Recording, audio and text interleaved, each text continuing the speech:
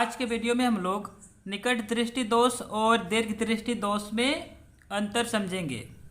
पहला अंतर, इसमें निकट रखी वस्तु स्पष्ट दिखाई देती है और दीर्घ दृष्टि दोष में इसमें दूर रखी वस्तु स्पष्ट दिखाई देती है।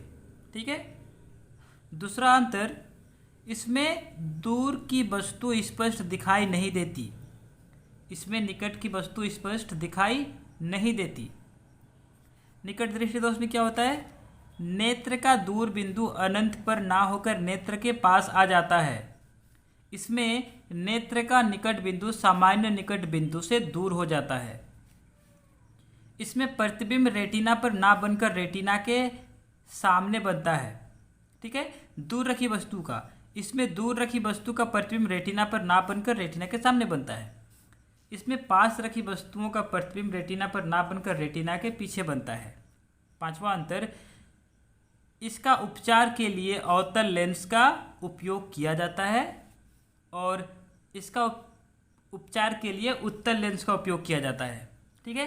ये था अंतर। ये पॉइंट्स आपको जब आपको क्वेश्चन आएगा कि निकट दृष्टि दोष और दीर्घ दृष्टि दोष में उत्तर लिखना है तो आप ये पॉइंट लिखेंगे। ठीक है।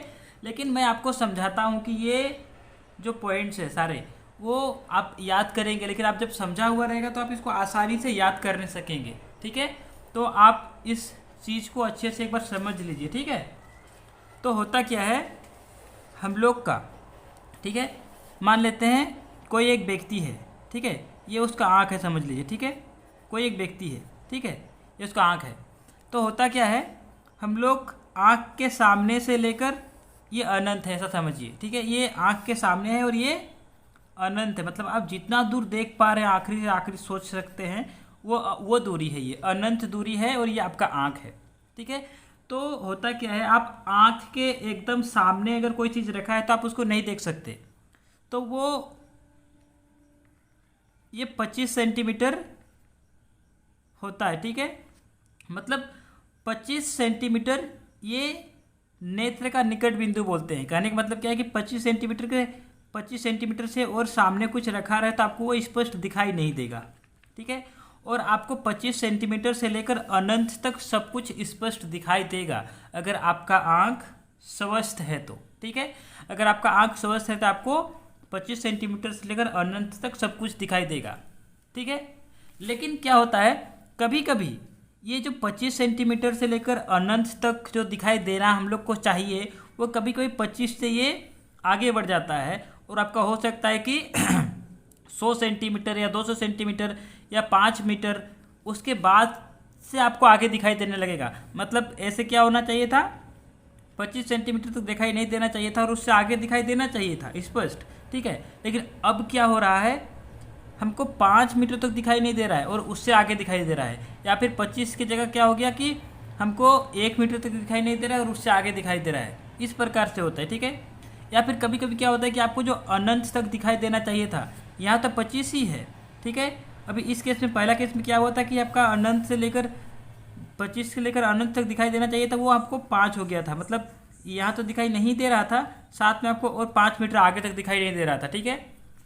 लेकिन कभी कभी क्या होता है, दूसरा केस में आपको इतना पूरा दिखाई देना चाहिए था। ठीक है। इस 25 से लेकर अनंत तक आपको दिखाई देना चाहिए था, लेकिन कभी कभी क्या होता है 25 से दिखाई देना शुरू करता है लेकिन ये यहीं तक खत्म हो जाता है। मतलब आगे का आपको दूर का चीज़ें दिखाई नहीं देता है। ठीक है। इस प्रकार से इसको समझिए। तो होता क्या है, इसमें आप क्या बोलेंगे कि जो आपका सामने का बिंदु था वो दूर हो गया। समझ में आ रहा है। इसमें क्या बोलेंगे, जो दूर का बिंदु था वो सामने आ गया। ठीक है। इसमें क्या बोलेंगे, जो सामने का बिंदु था वो दूर हो गया और ये दूर का बिंदु था वो क्या हो गया, सामने आ गया।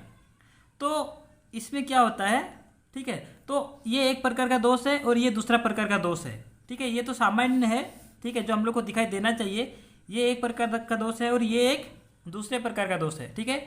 तो क्या होता है कि अगर आपका जो दूर हो गया, जो सामने 25 से अनंत होना चाहिए था, वो अगर आपका दूर हो गया तो क्या बोलेंगे, इसको दूरदृष्टि दोष बोलेंगे।